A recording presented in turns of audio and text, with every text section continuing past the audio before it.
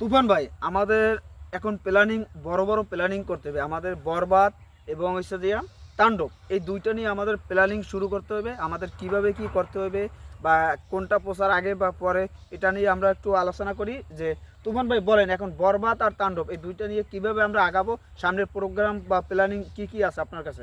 এই মাত্র আবহাওয়া অধিদপ্তর থেকে জানতে পারলাম, পূর্বে আবহাওয়ার যে বার্তা দিল সেখানে বরবাদ পুরো উল্টাপাল্টা করে দিচ্ছে। পশ্চিমে সূর্য উদিত হচ্ছে, সেখানে খবর নিলাম সেখানেও বরবাদ।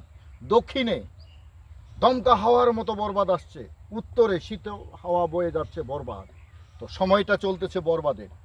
বরবাদ অলরেডি আপকামিং, আসিতেছে, কামিং সুন।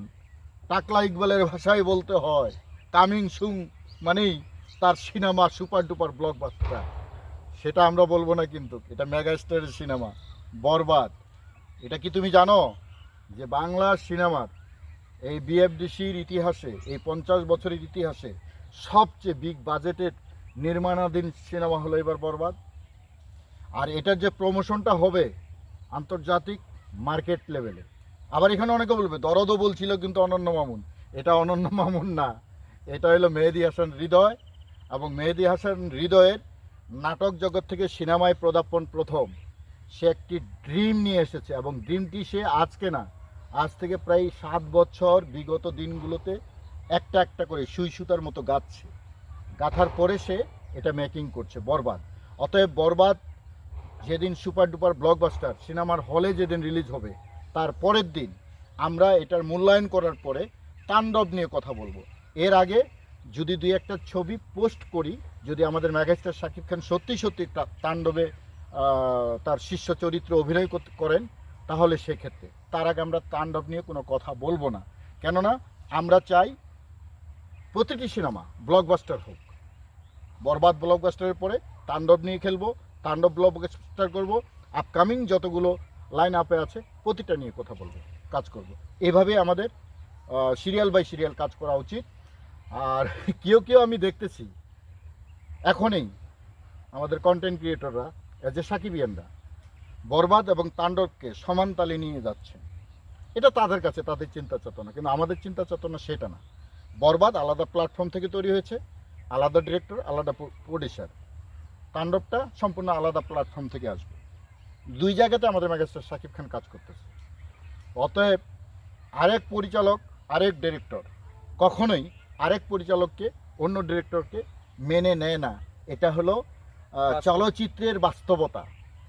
প্রয়াত আমাদের সুপারস্টার আরেক মান্না ভাই একটি কথা বলতেন সবসময়, যে এই চলচ্চিত্রে, মিডিয়াতে আপন বন্ধু বলে কেউ কারো নয়। চিরান্ত সত্য। এই কথাটি রাজ্জাক সাহেবও, আমাদের রাজ্জাক সাহেব নামটা শুনলে কেমন জানি একটা শক্তি চলে আসে, যে আমাদের চলচ্চিত্রের, বাংলা চলচ্চিত্রের প্রবর্তক বলা যায়, জনক বলা যায়, নায়ক রাজ্জাক, তিনিও এই কথাটি বলে গেছেন।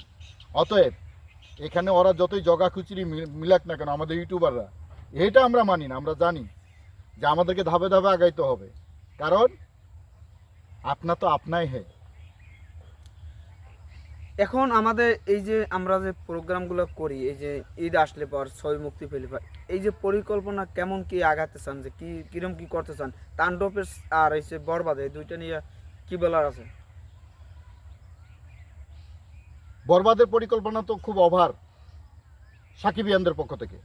শর্ট ফিল্ম আসতেছে, ঢাকা শহরে লাল গালিচায় র্যালি হবে, মোটরসাইকেল মহড়ায় চলবে, পদ্মার পাড়ে যাব, চিটাগাঙ্গে যাব, কক্সবাজারে যাব, এদিক দিয়ে একদম রাজশাহীতে যাব, রংপুরে যাব, ঠাকুরগাঁ, নীলফামারী, শহীদপুর, সব জায়গায়, প্রতিটি জেলায় জেলায়, 64 জেলায় জেলায় আমাদের বরবাদ ব্যানার নিয়ে ভ্রমণ হবে।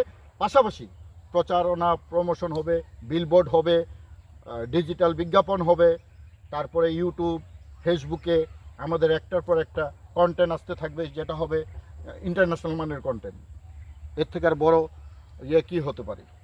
তাহলে আমরা লাস্ট টাইমে যে বুঝতে পারলাম যে আমাদের এখন বরবাদ এবং তাণ্ডব দুই ছবির ভিতরে আমরা যে তাণ্ডব নিয়ে একটু কথা একটু কম বলি, যেহেতু আমাদের বরবাদ আমাদের সামনে, বরবাদ নিয়ে আমাদের আগাতে হবে। আর তাণ্ডব আমরা যখন মেইন আপডেট আসবে শাকিব খানের পেজ থেকে যখন আসবে, তখনই আমরা এটা নিয়ে আমরা ঝাঁপাই পড়বো। বা ঝাঁপাই পড়ার কিছুই নাই, এখানে আমাদের মূল টার্গেট হয়েছে রোজা ঈদের 10 দিন অন্তত এক সপ্তাহ আমরা বরবাদ নিয়ে পুরো আমরা বরবাদে ঘিরে থাকবো। তারপর আমরা আস্তে আস্তে তাণ্ডবে ঢুকে যাব। তারপরও শুটিং শুরু হলে আমরা আস্তে আস্তে তাণ্ডবের সব কিছু আমাদের বরবাদের চেয়ে 3 গুণ আমরা প্রমোশন করব তাণ্ডবে। তাণ্ডব আমাদের নেক্সট ছবি, যেহেতু আমরা তুফান আমরা পেয়েছি একটা সুপারহিট ছবি, তুফার ছবি আমরা চাই এরকম আরও একটা তুফানের চেয়ে 3 গুণ ভালো একটা হোক। দেশের পরিস্থিতি এরকম না হইলে তুফান আরও বিগ ধামাকা হইতো। যাই হোক, তারপরও প্রিয়তম আমাদের সবচেয়ে ভালো লাগার একটা ছবি। প্রিয়তমার রেকর্ড এখন তুই ভাঙতে পারে না, এটা যতই বলুক মুখ থেকে, এটা আমরা বিশ্বাস করি না, কেউই করে না।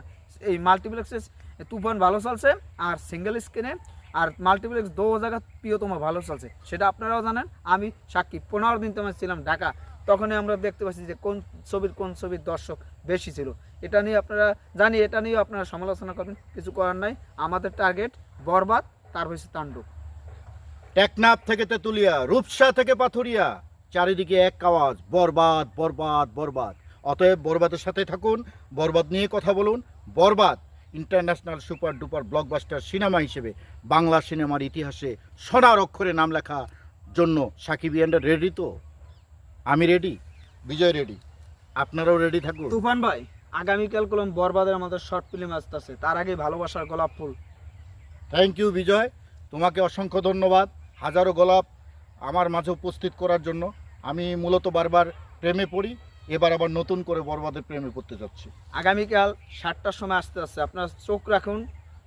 এপি ফারজানা, মানে ফারজানা আপু, আর হচ্ছে বাইকিং স্কোয়াড, আমরা তো আছি, আমরা ছোটোখাটো মানুষ আছেই আমরা।